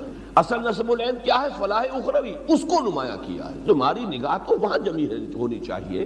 ام حسبتم ان تدخلوا الجنۃ ولما یعلم اللہ الذین جاہدوا منکم ویعلم الصابرین. ابھی تو اللہ نے دیکھا ہی نہیں تم میں سے کہ جو واقعتاً جہاد کرنے والے ہیں، اور ابھی تو اللہ نے دیکھا ہی نہیں کہ کون ہے تم میں سے جو صبر کرنے والے. اب دیکھیے یہاں بھی اطلاق مہاجرین پر نہیں ہو سکتا. ان کا ایمان، ان کا صبر تو پورا کا پورا وہ امتحانات پاس کیے ہوئے ہیں. وہ تو یوں سمجھیے کہ آخری درجے میں جس کو کہا جائے فرسٹ ڈویژن سے آگے ڈسٹنکشن میں کامیاب ہو چکے. لیکن یہ کہ مراد کون ہے یہاں پر؟ اگرچہ الفاظ عام ہیں، اصل میں مراد ہے وہ لوگ جو مدینے میں ایمان لائے، اور خاص طور پر ان میں سے جن میں ابھی کچھ کچائی ہے. تو فرمایا ابھی ہمیں گزارنا ہے، ہمیں دیکھنا ہے کون تم میں سے واقعتاً ایمان لائے ہیں، صدق دل سے لائے ہیں، پختگی کے ساتھ لائے ہیں، جن کے دلوں میں ایمان راسخ ہو گیا ہے، اور کون واقعتاً صبر کرنے والے ہیں، جمے رہنے والے ہیں، ڈٹے رہنے والے ہیں، امتحانوں میں سے، آزمائشوں میں سے کامیابی کے ساتھ گزر جانے والے ہیں. تو ابھی یہ مرحلہ جاری رہے گا. وَلَقَدْ كُنْتُمْ تَمَنَّوْنَ الْمَوْتَ مِنْ قَبْلِ أَنْ تَلْقَوْهُ. اور یہ بھی ذرا نوٹ کیجئے کہ ایک ہماری اس علاقے کی ہریانے کی زبان کی ایک کہاوت ہے کہ تھوتھا چنا باجے گھنا. یہ عام طور پہ کہتے ہیں خالی برتن زیادہ کھڑکتا ہے. تو جن لوگوں کے دلوں میں ایمان قدرے کم تھا وہ زیادہ بڑے بلند دعوے کرتے تھے، جی ہمیں تو شہادت چاہیے، بس اللہ کی رضا چاہیے، ہمیں تو کچھ نہیں چاہیے دنیا سے، ہم تو چاہتے ہیں کہ فوراً جو ہے شہادت کی موت ہمیں حاصل ہو جائے. چنانچہ یہ فیصلہ کہ غزوہ احد میں میدان میں جا کر مقابلہ ہوگا، یہ بھی کچھ پرجوش نوجوانوں کے اصرار پر حضور نے کیا، ورنہ حضور کی اپنی رائے بھی یہ تھی کہ مدینے میں محصور ہو کر دفاع کیا. اور یہ کہ عبداللہ ابن ابی، اب یہ بھی ایک بڑی عجیب بات ہے، نوٹ کر لیجئے کہ کبھی ایسا ہو سکتا ہے کہ ایک ہی بات، ایک ہی رائے نہایت اخلاص کی بنیاد پر بھی ہو اور منافقت کی بنیاد پر بھی ہو. رائے تو ایک ہے لیکن ایک شخص وہی رائے دے رہا ہے نہایت خلوص کی بنیاد پر. حضور کی رائے بھی وہی تھی کہ مدینے میں محصور ہو کر مقابلہ کیا، عبداللہ ابن ابی کی رائے بھی وہی تھی. لہذا ظاہر کسی بات کا اور ہے اور باطن کچھ اور ہے. اسی کو کہا جاتا ہے، حضرت علی رضی اللہ تعالی عنہ نے خوارج کا جو کلمہ تھا اس پر یہی کہا تھا، کلمۃ حق ارید بہ الباطل. جو کچھ یہ کہہ رہے ہیں ان الحکم الا للہ، یہ تو کلمہ حق ہے، اس کا کون انکار کرے گا کہ اللہ کے سوا کسی کے لیے حکم نہیں، فیصلے کا اختیار نہیں، حاکمیت نہیں. لیکن یہ جو کہہ رہے ہیں کلمہ تو حق، بات حق کہہ رہے ہیں، ارید بہ الباطل، لیکن اس سے جو ان کا مقصود ہے وہ باطل ہے، بات صحیح نہیں ہے. تو بہرحال یہ کلمہ جو ہے اس اعتبار سے حضور کی طرف سے بھی رائے آئی اور وہ حق تھا، عبداللہ ابن ابی کی بھی رائے تھی. لیکن کچھ جوشیلے مسلمان نوجوان، خاص طور پر جو غزوہ بدر کے بعد ہی ایمان لائے تھے، اور ان کے ایمان لانے میں یہ بات بھی شامل ہو سکتی ہے کہ تو فتح ہی فتح ہے، اب تو ڈنکا بج گیا پورے عرب میں، روب قائم ہو گیا، لہذا اب تو چلو شامل ہو جاؤ، جوائن دی بینڈ ویگن، اب شریک ہو جاؤ، اس میں سے گاڑی چل پڑی. تو اب یہ وہ لوگ ہیں کہ جنہوں نے بڑی شہادت کی، ہماری تو آرزو شہادت کی ہے، ان پر ایک طرح کا طنز کیا جا رہا ہے. وَلَقَدْ كُنْتُمْ تَمَنَّوْنَ الْمَوْتَ مِنْ قَبْلِ أَنْ تَلْقَوْهُ. تم بڑی تمنائیں آرزویں کر رہے تھے موت کی اس سے پہلے کہ تم نے اسے دیکھا ہو. موت بہرحال موت کی آرزو کرنے کی اجازت نہیں ہے. شہادت اور شے ہے، شہادت کی موت ہو، لیکن موت کی آرزو آپ نہیں کر سکتے کہ زندگی جو ہے جلدی ختم ہو جائے. لہذا اس حوالے سے وَلَقَدْ تَمَنَّوْنَ كُنْتُمْ تَمَنَّوْنَ الْمَوْتَ مِنْ قَبْلِ أَنْ تَلْقَوْهُ. اب تم نے دیکھ لیا، فَقَدْ رَأَيْتُمُوهُ وَأَنْتُمْ تَنْظُرُونَ، تم نے اب آنکھوں میں آنکھیں ڈال کر دیکھا ہے نا موت کے موت کیا شے ہے. تو یہ ایک طرح کا طنز ہے ان لوگوں پر. تو پس منظر میں وہی سمجھیے کہ وہ لوگ ہیں کہ جو ابھی وہ کچے پکے قسم کے، پکے نہیں کچے لوگ تھے، وہی ہیں کہ جن کی طرف یہ روح سفر ہے. بہرحال اب ان آیات کے بعد آئیے ان کے حوالے سے جو مجھے باتیں عرض کرنی ہیں. پہلی بات تو یہ ہے کہ جو صورت سامنے آئی ہے اس وقت اس انتخابات کے نتیجے میں، کون جیتا کون ہارا اس کو چھوڑیے، اس پر تو میں پچھلے جمعے میں کچھ مفصل گفتگو کر بھی چکا ہوں. اور یہ کہ وہ آج وہ آ گیا ہے تازہ اس کا شمارہ ندائے خلافت کا، اس میں میری وہ پچھلی جمعے کی تقریر تقریباً ساری چھپ گئی ہے. البتہ یہ کہ نوائے وقت میں جو شروع ہوا ہے تو مجھے محسوس ہوا ہے، سرسری طور پر میں نے ابھی دیکھا ہے کہ شاید کچھ حصے مجھے پسند نہیں آئے تو انہوں نے حذف کیے، لیکن یہ کہ ندائے خلافت میں وہ یوں کی تو من و شائع ہوئی. پہلی بات تو یہ سمجھیے کہ یہ کیفیت جو سامنے آئی ہے کم سے کم میرے لیے اور جو بھی میرے قریبی رفقا ہیں جو میری سوچ میرے فکر سے واقف ہیں ان کے لیے ہرگز غیر متوقع نہیں تھی. اس لیے کہ ہم نے یہ بات، میں جو بات، بلکہ ہم کی بجائے اب لفظ میں استعمال کر رہا ہوں، میرا یہ تجزیہ ٹھیک 1 سال پہلے شائع ہو چکا ہے، 14-15 ستمبر کے نوائے وقت میں میرا مضمون شائع ہوا، جس میں یہ جملہ بھی موجود تھا کہ مستقبل قریب میں پاکستان سطحی مذہبیت کا لبادہ اتار کر عریاں سیکولرزم کی راہ اختیار کر لے گا۔ ہماری مذہبیت جو بھی تھی وہ سطحی سی تھی، اوپر کی ٹیپ ٹاپ تھی، کوئی اس کی بنیاد حقیقی بنیاد نہیں تھی، لیکن یہ کہ چل رہا تھا، کچھ نہ کچھ نعرہ تھا اسلام کا، کچھ نہ کچھ یہی حصے شاید نکالے بھی گئے ہیں نوائے وقت کے مضمون میں سے، کہ میں نے کہا تھا کہ تحریک پاکستان میں بھی اسلام کا نعرہ ہی نعرہ تھا، حقیقت کہاں تھی؟ حقیقت ہوتی تو وہ حقیقت نظر آنی چاہیے تھی قیادت کے اندر۔ قیادت میں تو اسلام، وہ پریکٹسنگ مسلمز تو نہیں تھے وہ لوگ، اور علماء جو تھے، جو بھی تھے، چاہے وہ شبیر احمد عثمانی ہو رحمۃ اللہ علیہ، چاہے ظفر احمد عثمانی ہو رحمۃ اللہ علیہ، چاہے بڑے بڑے پیر ہوں، پیر جماعت علی شاہ ہوں رحمۃ اللہ علیہ، پیر ماکی شریف ہوں رحمۃ اللہ علیہ، یہ سب معاونین تھے، قائدین نہیں۔ تحریک پاکستان کی قیادت پریکٹسنگ مسلمز پر مشتمل نہیں تھی، ان کا کردار، ان کا اخلاق یہ اپنی جگہ پر ہے، لیکن یہ صداقت، امانت، دیانت، یہ چیزیں تو وہ ہے کہ جو کسی غیر مسلم میں بھی ہو سکتی ہیں، ان کے کردار، ان کا کریکٹر، جس کو ہم کہتے ہیں مذہبی آدمی، شاعر اسلام کا پابند ہو، عبادات پر پابند ہو، حلال اور حرام پر کاربند ہو، اگر یہ نہیں ہے تو پھر وہ عامل آدمی تو نہیں ہے، عملی انسان تو نہیں ہے۔ بہرحال یہ سمجھ لیجئے کہ ہمارے پاس جو کچھ اسلام ابھی تک چلا آ رہا تھا وہ در حقیقت ایک سطحی سا، جسے ونیئر کہتے ہیں۔ آج کل آپ کو معلوم ہے کہ فرنیچر بنتا ہے، نیچے جو ہے وہ جو بھی کچھ ہو، اوپر بڑا خوبصورت ونیئر جو ہے وہ ٹیک کا لگا دیں یا کوئی اور اعلیٰ قیمت کا، وہ ونیئر ہوتا ہے، معلوم ہے اس کے نیچے یہ پوری ٹھوس لکڑی نہیں ہے۔